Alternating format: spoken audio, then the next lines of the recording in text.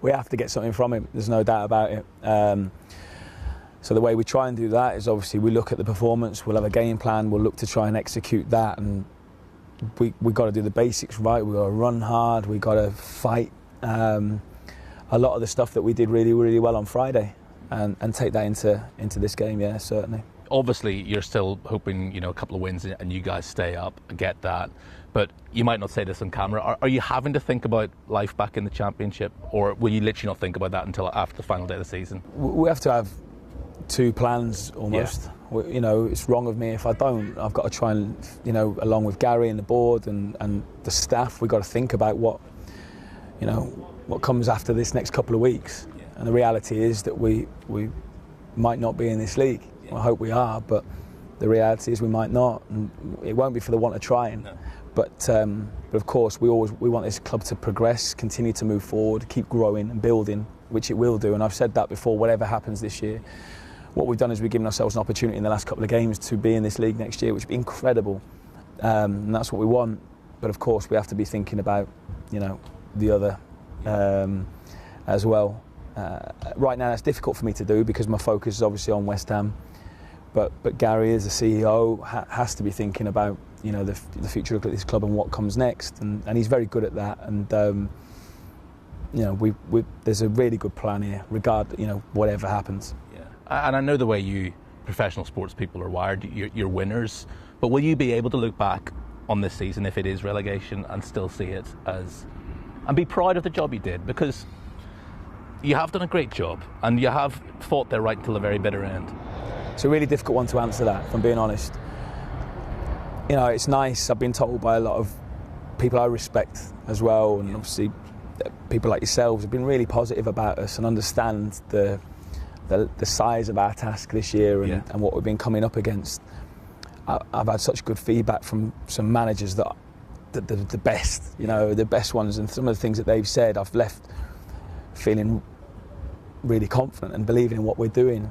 The belief that Gary, the board, our supporters have in us and what we're trying to do is incredible. But it's hard for me to accept that if we don't do it, that we've done a great job, or that's really hard for me to get my head around at the moment. I've seen players improve this year. I've seen them grow in belief and look like Premier League players.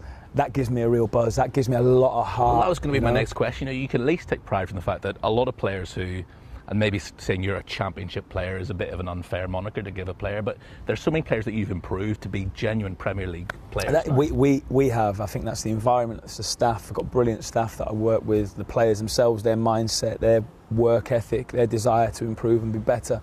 It's a big team effort, and there's a lot of people that have stepped up this year and shown how good they are. That gives me, that makes me proud. Yeah.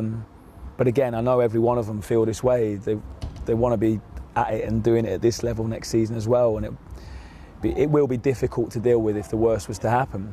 There's no doubt about that. And there are so many things that have gone against you in terms of, the injury list has been horrific, and obviously with what happened with Locks as well. That afternoon, I imagine will live with you forever. There's nothing more difficult than go through as a coach than losing your club captain like that. No, it was.